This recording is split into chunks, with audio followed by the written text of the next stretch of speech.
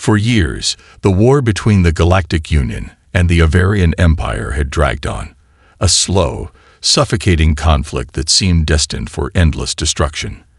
The GU, a vast coalition of species from across the galaxy, had technology on their side.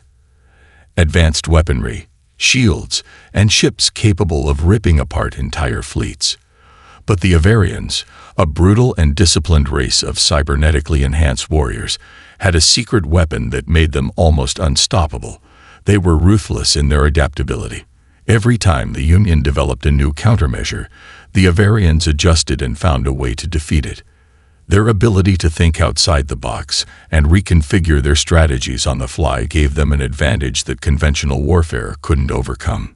The galaxy had long since entered a period of stagnation. Star systems that had once flourished in peace now lay in ruins, their once vibrant civilizations reduced to rubble or occupied by the Avarians. The few remaining free worlds of the Galactic Union were on the verge of collapse, their resources nearly exhausted, their fleets decimated. The Senate, a once strong body of galactic leadership, was fractured and divided. Some factions wanted to negotiate with the Avarians, hoping to avoid further bloodshed, while others demanded an all-out war to reclaim lost territory, no matter the cost. On the command station of the Galactic Union's Central Fleet, Admiral Kairos stared at a tactical display that showed nothing but red. Every system he looked at was in enemy hands, and their remaining forces were stretched thin, fighting off wave after wave of Avarian attacks. His advisors, quiet and grim, had already suggested one last desperate offensive, a full-scale assault on the Avarian homeworld, a do-or-die mission that had no chance of succeeding. But they were out of time. Desperation had taken root in the Union leadership, and it was clear the Galactic Union was close to losing everything. And then a message came. It was a single, cryptic transmission, garbled at first, but unmistakably human. A small human fleet had crossed into Avarian-controlled space, and they were requesting to join the war. To the Galactic Union, the news was baffling. Humanity had been isolated for centuries, their homeworld hidden in a remote corner of the galaxy. The Union had lost all contact with Earth long ago, assuming humanity had either perished or developed into a non-interfering species. Now, suddenly, these humans had appeared out of nowhere, and they were offering their help in the fight.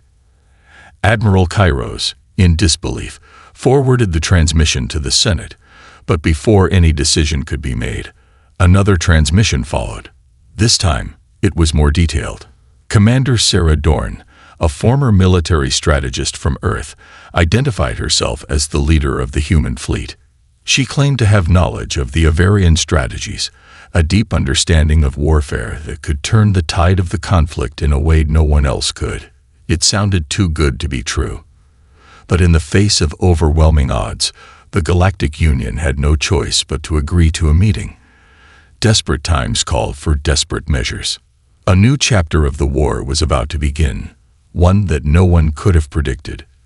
The humans were coming, and no one, not even the Avarians, had any idea how dangerous they truly were. The Galactic Union, despite its growing desperation, had its reservations. Commander Sarah Dorn's message had come as a shock, and the Union leaders couldn't shake off the feeling that the humans were, in some way, a wild card. The Empire was a sophisticated network of advanced species with centuries of military expertise, while Earth had remained isolated for most of galactic history, never having participated in any interstellar wars. What possible advantage could humanity bring to such a complex conflict? Admiral Kairos, along with the other senior officers, gathered in the Union Command Center on the station orbiting the planet Antara, their last major stronghold in the galaxy. A tense silence hung in the air as they discussed the human fleet's offer. The Union's warships, once the envy of the galaxy, were no longer enough to hold the Avarians back.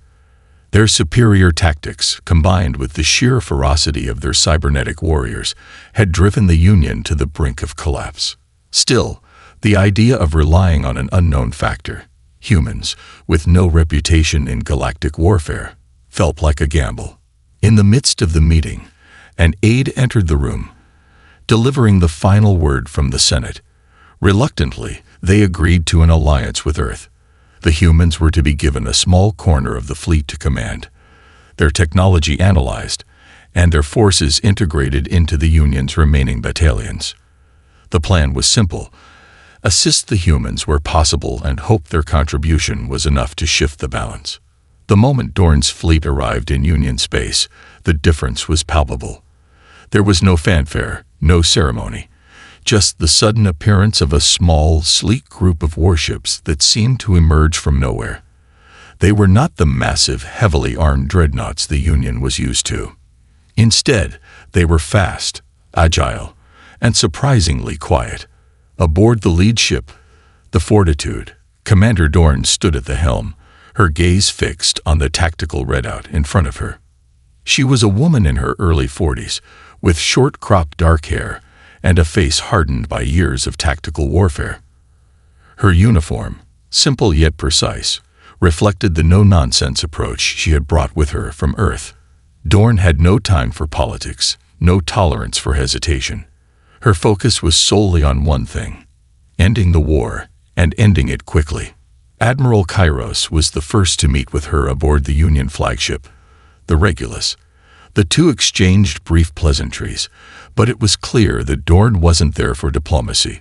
She wanted results, and she needed them fast. "I've seen the data on your battles," Dorn said, cutting to the point. "The Avarians are predictable. You've been playing their game, and that's why you're losing." Kairos blinked, taken aback. "What do you mean?" "Your strategies," she explained, her voice calm but firm, "are based on engagement. Big battles, big ships, big weapons. But the Avarians don't fight like that. They adapt. They overwhelm you by forcing you into predictable patterns. You've been fighting their war, not yours." She wasn't wrong.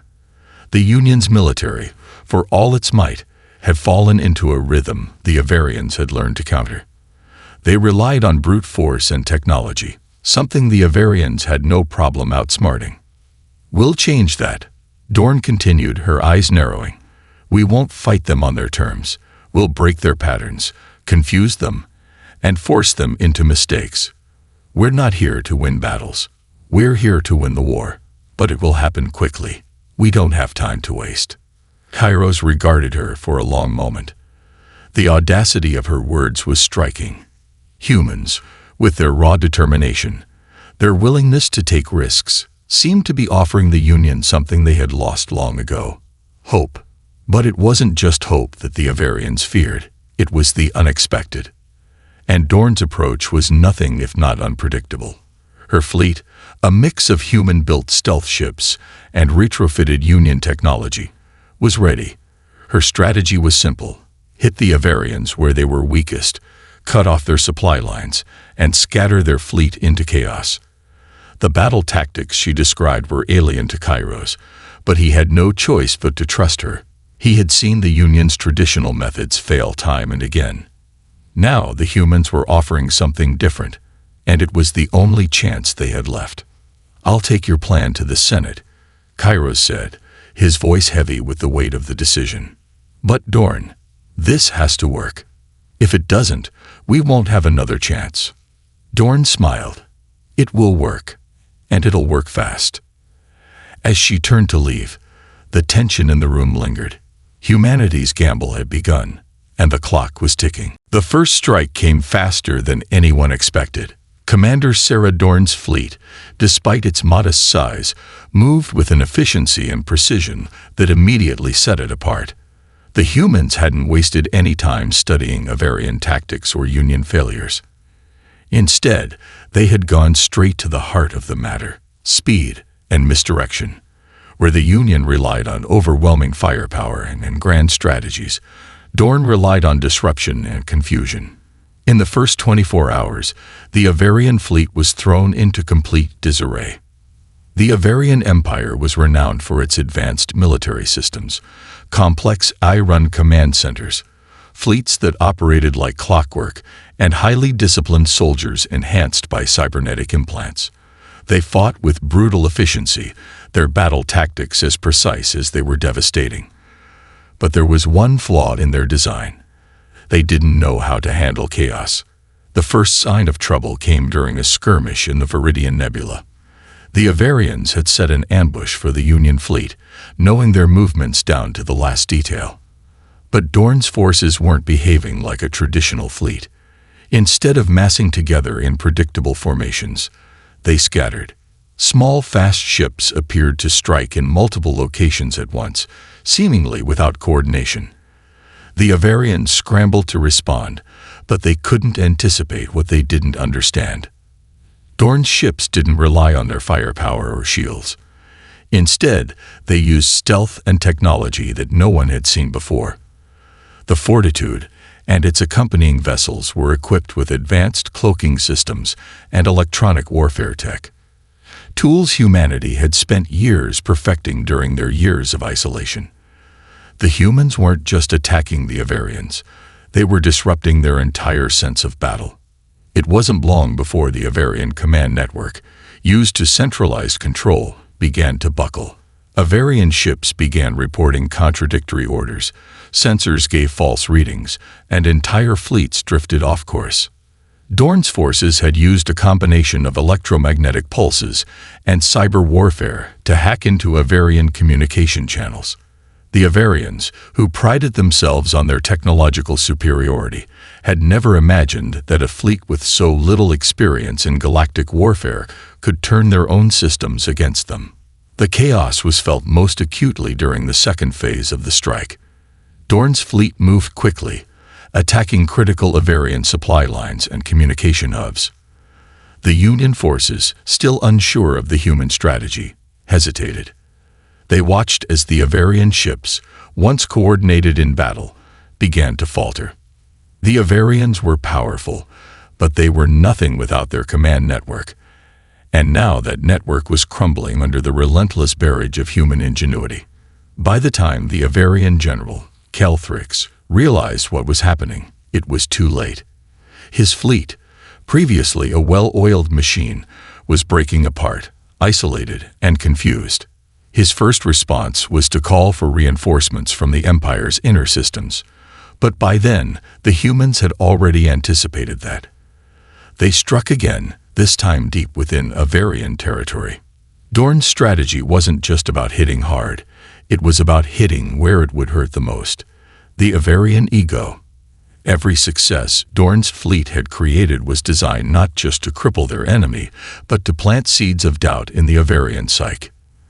The Avarians prided themselves on their ability to outthink and outblast any opponent. To have their own technology turned against them, to have their fleets scattered by the very thing they thought they controlled, this was more than a tactical defeat. It was a blow to their confidence. "Report," General Thrix growled, his face a mask of frustration and disbelief. His communications officer hesitated before responding, unable to fully process the events unfolding. "The human fleet is everywhere. We are being attacked from all directions. I don't understand. They shouldn't be able to move like this." Dorn's fleet didn't need to fight the Avarian Empire head-on.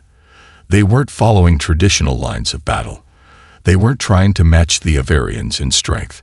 Instead, they were playing a different game, one the Avarians didn't know how to win. Dorn's forces, small but unpredictable, had already set the stage for the next phase of the war.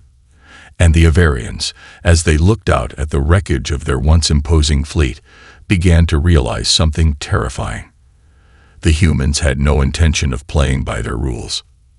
The war had just entered its most dangerous phase, and the Avarians were utterly unprepared for what was coming next. As the shockwaves from the first wave of attacks rippled through the Avarian forces, General Calthrix sat at the helm of his flagship, the Desolator, watching the chaos unfold across the galaxy. His once immaculate command deck was now a scene of frenzied activity. Officers scrambled to issue orders, but no one seemed to be listening. The Avarian fleet, renowned for its ability to respond swiftly to any threat, was faltering under a tide of confusion. Dorn's fleet wasn't just disrupting their communication, it was tearing apart their very sense of control. "Why haven't we regained contact with the southern sector?" Fricks barked, his voice hoarse with frustration. We can't, sir. The network's compromised. We've lost communication with at least half of the fleet, one of his officers stammered, unable to offer a solution. Fricks clenched his fists. For all their might, the Avarians had never faced a foe like this, an enemy that didn't follow the rules, didn't play the game the way it was supposed to be played. Humans were supposed to be weak, primitive. But in the span of a few hours, Dorn had rewritten the script. Back at the Union Command Center, Admiral Kairos watched the developing situation with a mix of awe and apprehension. He knew the Avarians would adapt, but even he couldn't have predicted how rapidly their forces would fall apart. Dorn's strategy had worked perfectly. The Avarians were now scrambling to recover their nerve, and in the process, they were losing everything they had worked so hard to maintain. Dorn herself was calm in the face of the unfolding chaos. She was standing on the bridge of the Fortitude, watching the tactical readouts with quiet determination. It had been a day since they'd launched their first strike, and in that short time, her forces had already shattered the Avarian fleet's cohesion. But Dorn knew the clock was ticking. The Avarians weren't stupid. They'd adapt, reorganize, and fight back, unless she struck fast and decisively. "The window is closing," she said to her senior officers. "We have 5 hours. If we don't deal the final blow within that time frame, everything we've done so far will be meaningless.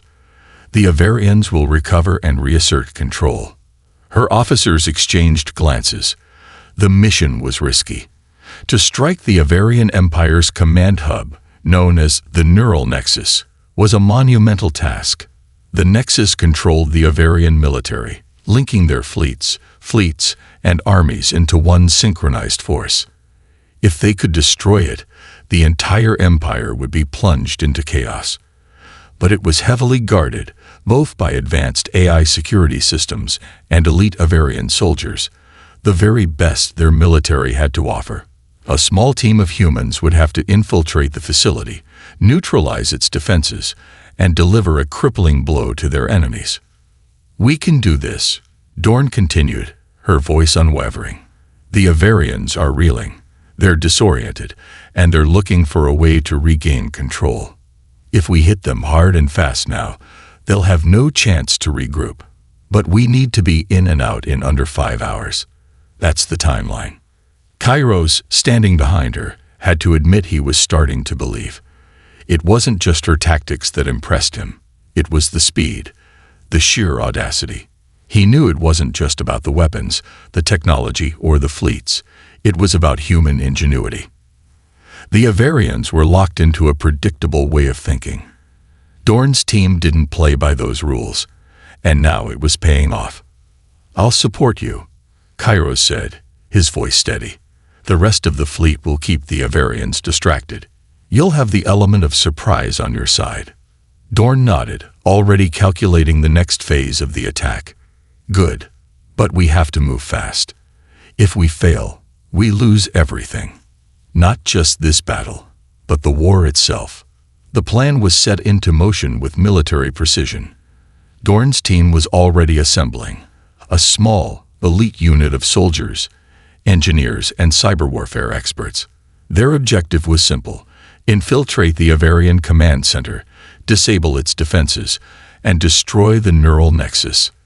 With the Avarian fleet in disarray, this was the perfect opportunity.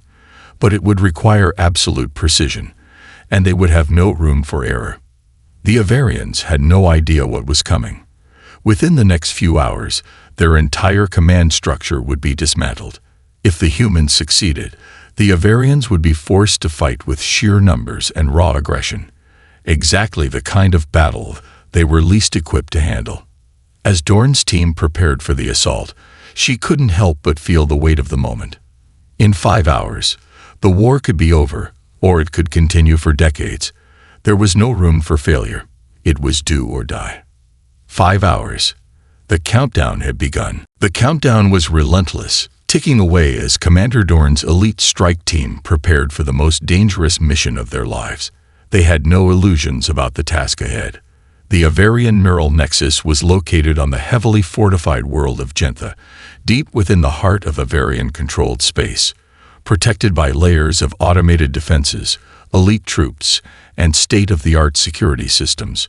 It was the beating heart of the Avarian Empire's military. If they were going to succeed, they would need to move faster and smarter than their enemy. Dorn, leading the operation, ran through the plan one last time with her team in the brief moments before they deployed. The team was a mix of seasoned soldiers, tech specialists, and cyber warfare experts. Each one was chosen for their ability to think on their feet, adapt to unexpected challenges, and carry out their orders under pressure. There was no room for error. "We strike fast. We strike silent," Dorn said, her voice low but firm. "The Avarians think they control the battlefield with their tech. We'll show them how wrong they are." Lieutenant Jason Hayes, a tech specialist with a reputation for cracking enemy systems, nodded in agreement. "We've hacked their comms already. We know their patrol routes, their defenses, and their weaknesses. The neural nexus is vulnerable. If we hit them before they can lock down, we'll have a shot." Dorn glanced at the tactical map displayed on a nearby console. The approach to Gentha's main city, where the neural nexus was housed, would be the most dangerous. A fleet of Avarian interceptors patrolled the skies, while automated drones and surveillance systems dotted the landscape waiting for an intruder to appear.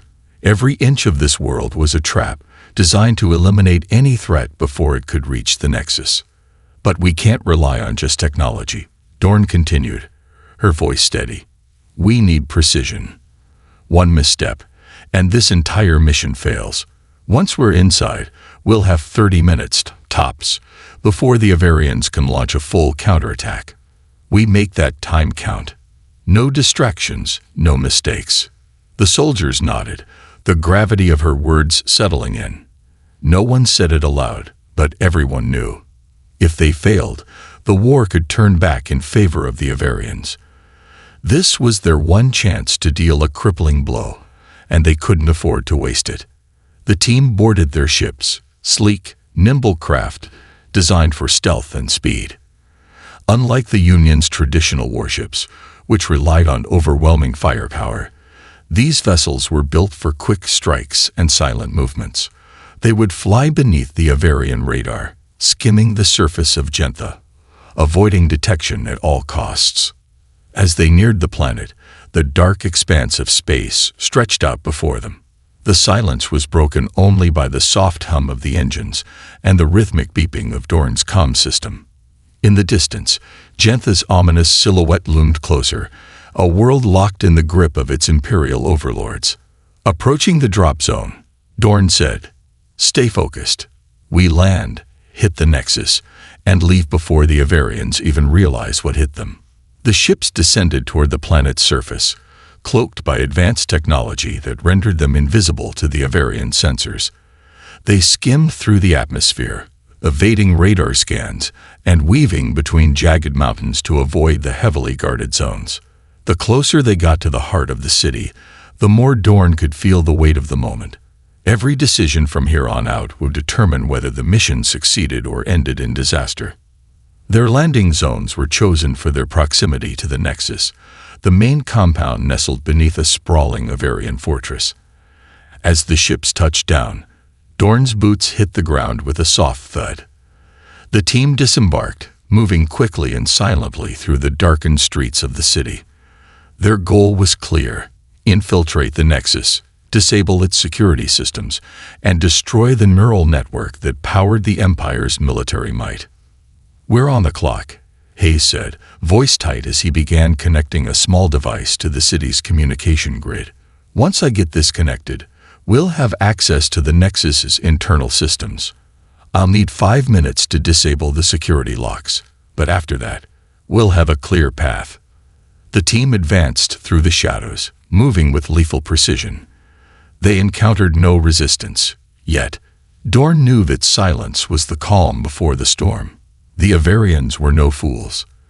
They would be hunting them soon, but they had the advantage of surprise. 5 minutes. That was all they had. The tension in the air was thick, But Dorn's mind was clear. She'd seen countless battles. But this was different. This was not about fighting for victory. It was about survival. This was the moment that would decide everything. A soft beep from Hayes' device interrupted the silence. "We're in. Security's down. Let's move." With one final glance at her team, Dorn gave the signal. They rushed toward the compound, prepared to shatter the heart of the Avarian Empire. The countdown had begun, and there was no turning back. The silence of the Avarian city was oppressive as Dorn's team moved deeper into the heart of the fortress. Every step they took was calculated, every movement shadowed by the weight of what they were about to do. The neural nexus wasn't just a building. It was the Avarian Empire's lifeblood. To destroy it was to cripple their entire military apparatus, but they couldn't afford to get caught. If they failed now, there would be no second chance. Hayes, his fingers flying over the control pad of his wrist console, looked up and nodded. "The primary doors are clear. We'll be in the Nexus in 5 minutes, but we need to move quickly." The team pushed forward through the darkened corridors, their weapons drawn and eyes scanning every corner. Their cloaking devices ensured they were invisible to security cameras, but the Avarians weren't entirely blind. They had automatic sentry drones, roving patrols, and a highly advanced security system protecting the Nexus. Still, they had one thing the Avarians didn't: surprise. "Keep tight," Dorn ordered, voice low. "If we hit an obstacle, improvise. We're not stopping." The closer they got to the central chamber, the more intense the feeling of danger grew.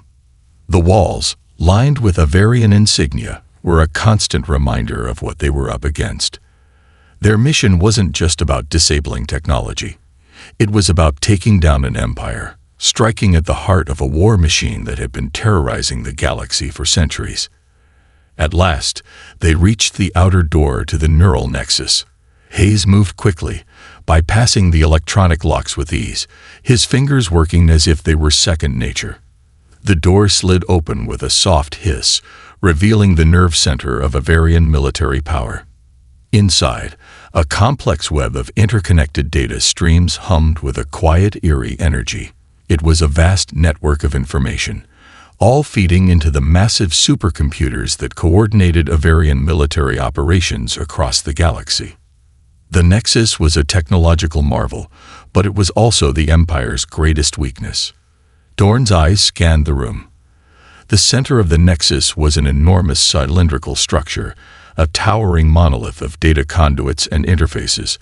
Surrounding it were stations manned by Avarian technicians, their cybernetic eyes flicking across multiple screens. The security was tighter here, more guards, more automated defenses, but it wasn't enough to stop them.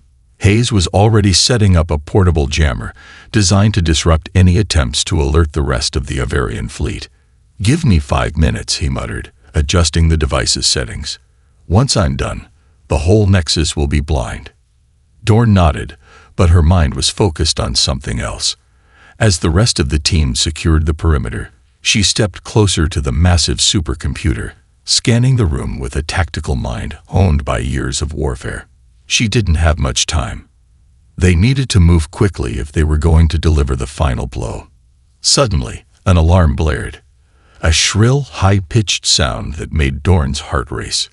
The Avarians had detected their presence. "Get to the core now," Dorn barked. "Hayes, we're out of time." Hayes cursed under his breath, but kept working, his fingers a blur. The team sprinted toward the center of the room, moving faster now, knowing they had only moments before the Avarians would respond in force.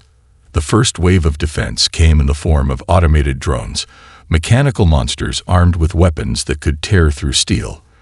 But Dorn had anticipated this. She reached for her sidearm and fired, her shots perfectly calibrated to disable the drones before they could react. The team moved swiftly, cutting down the machines in their path, but the clock was ticking. Every second they wasted meant the Avarians would be on their tail. "Cover the doors," Dorn shouted as Hayes finished his work. The jammer powered up, sending a pulse through the facility. Every monitor flickered, and the Avarian data systems went dark. "Now," Hayes shouted, as the central core of the Nexus suddenly went offline. Without its AI-powered coordination, the Empire's ability to respond to a threat was crippled. The building shuddered. There was a brief moment of stunned silence. Then, chaos erupted. A squad of elite Avarian soldiers stormed into the room, their weapons raised. The team responded instantly. Dorn's tactical mind was razor-sharp as she calculated every move, her team's guns blazing in a flurry of controlled fire. The soldiers were formidable, enhanced with cybernetic limbs and battle algorithms, but they were no match for Dorn's squad in this kind of skirmish. "Fall back," Dorn ordered. They couldn't afford to get bogged down in a firefight. They had done their job. Now it was time to leave before reinforcements arrived. With the core disabled and their mission accomplished, the team began retreating, moving fast. But the Avarians weren't going to let them escape easily. The facility was on full alert now. The halls buzzed with frantic energy as the security systems rebooted and the Avarian forces began to pour in. Dorn's heart pounded as they sprinted through the compound, knowing they were running out of time. The moment they left the Nexus, they would be vulnerable. They had done what they came to do, but the Avarian Empire wasn't going down without a fight. The countdown was nearing its final minutes, and as Dorn led her team toward the exit, she knew one thing. The war had just entered its most dangerous phase. The air inside the Avarian compound was thick with the acrid scent of burning circuitry.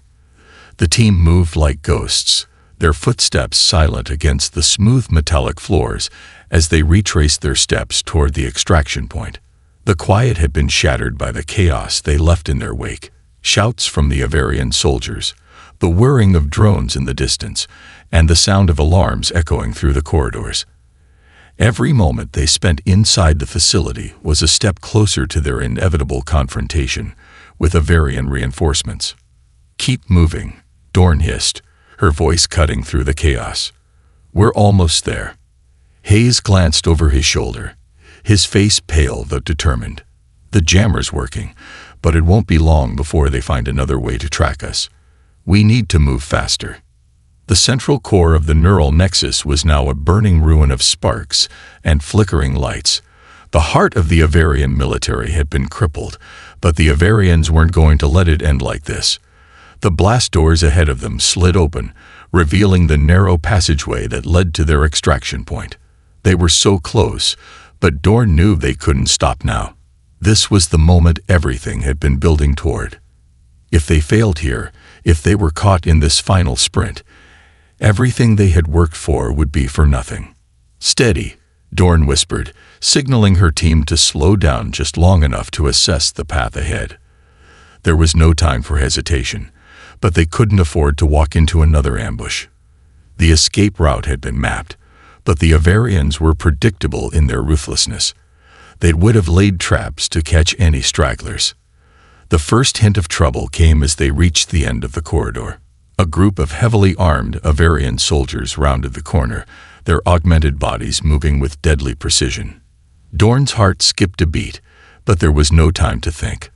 They had to act fast. "Down," she shouted, as the team immediately dove behind a series of storage crates, their guns raised in anticipation. The Avarians fired first, their laser shots cutting through the air with blistering speed. Dorn's team responded in kind, returning fire with practiced precision.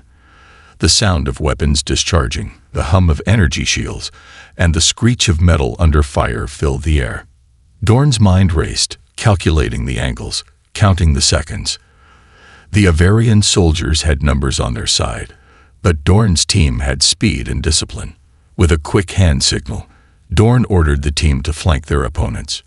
Hayes and Sergeant Klein moved swiftly, taking cover behind pillars as they advanced on the enemy's position. The rest of the team followed Dorn's lead, their shots echoing as they picked off the Avarian soldiers one by one. It was over in moments. The Avarian squad fell, their advanced armor ineffective against the human firepower and precision. "Clear," Klein reported, peeking around the corner and giving the all-clear signal. "We need to move," Dorn said, her voice sharp. The extraction point was within reach, but they had no idea how much time they had before more reinforcements arrived. Hayes double-checked his console, scanning for any signs of Avarian aircraft or orbital strikes. They were moments away from being overwhelmed if they didn't move now. The team sprinted down the remaining stretch of hallway, heading for the docking bay. They could already hear the sound of engines powering up, their extraction shuttle waiting in the hangar. As they rounded the final corner, the sight of the shuttle was a welcome relief, until the sound of explosions rang out. The docking bay doors were rapidly closing, and Avarian forces had set up heavy artillery. "Not today," Dorn shouted. She threw a grenade, an EMP device, toward the incoming artillery. The explosion was deafening, and the artillery guns went dark. It was enough to clear the path for them to make it inside. The team dashed toward the shuttle, adrenaline coursing through their veins as they slid into the open door just as it began to close. The shuttle's engines roared to life, and the massive bay doors began to retract, allowing them to escape the heart of the Avarian stronghold. As they ascended, Dorn looked out the small viewport, watching the glittering city of Gentha shrink beneath them. It had been a close call, but the mission had succeeded. The Avarians had lost their most powerful asset, control of their military network, and now the war was in humanity's hands. "We did it," Hayes said, catching his breath. Dorn didn't answer immediately. Her gaze was fixed on the rapidly retreating city below. "No. The real battle starts now. They'll come for us. But we've got 5 hours to keep them off balance. If we can hold them for just a little longer, we can win." As the shuttle shot through the atmosphere and into space, Dorn felt the weight of the next phase of the war settle on her shoulders. The first victory had been achieved, but the real test was still to come. The countdown wasn't just for the Avarians. It was for humanity. The clock was ticking. The shuttle broke through Gentha's atmosphere and into the cold vacuum of space, and for a fleeting moment, the team exhaled in unison, their bodies still vibrating with the tension of the mission. Outside, the stars seemed to burn with an unsettling brightness, but Dorn couldn't relax.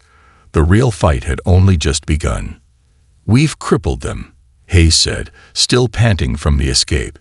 He was staring at the monitors, tracking the movement of the Avarian fleet. "But we won't have much time. The Avarians are already regrouping. They know something's wrong." Dorn stood at the helm of the shuttle, her eyes narrowing as she scanned the tactical data streaming in. The neural nexus was offline, and the Avarian military was in disarray, but that didn't mean they were out of the fight. The Avarians were resilient, and their pride was a dangerous thing. She knew they would retaliate. This wasn't over yet. "We've got 5 hours," Dorn muttered, more to herself than anyone else. The clock was ticking, but the Avarians still had one ace up their sleeve. Their sheer numbers. They might be leaderless, but they were a vast empire. In the chaos, they would strike back with everything they had. The comm system crackled to life.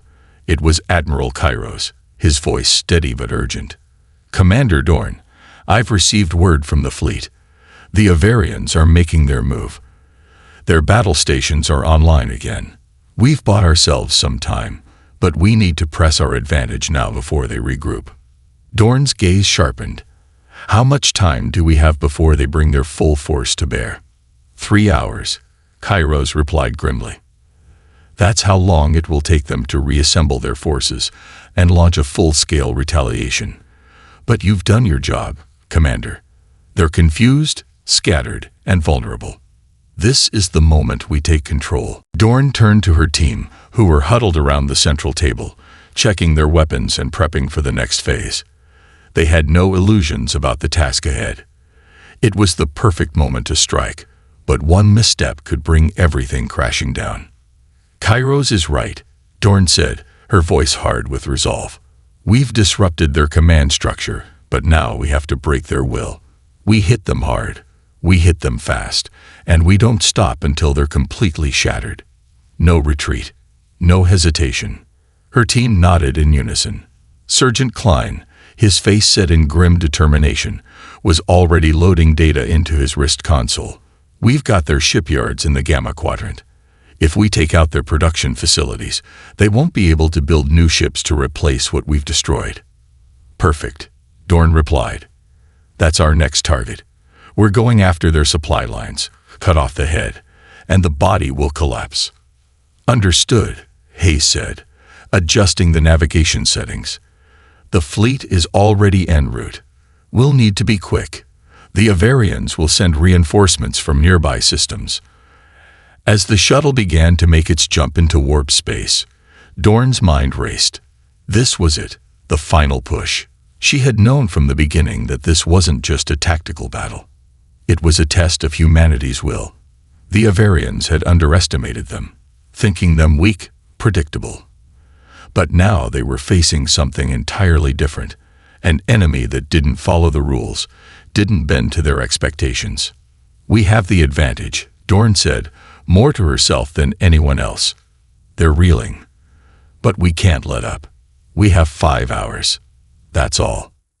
In the silence that followed, Dorn felt the weight of their mission pressing down on her shoulders. The Avarians would throw everything they had at them, but humanity had proven something far more powerful, their ability to adapt, to think on their feet, and to fight for the future. The war wasn't won yet, but it was within their grasp. As the shuttle slipped into the fold of faster-than-light travel, Dorn knew one thing with absolute certainty. The Avarian Empire had no idea what was coming for them. They had only 5 hours. But in that time, they would change the course of history. And the Avarians would never recover.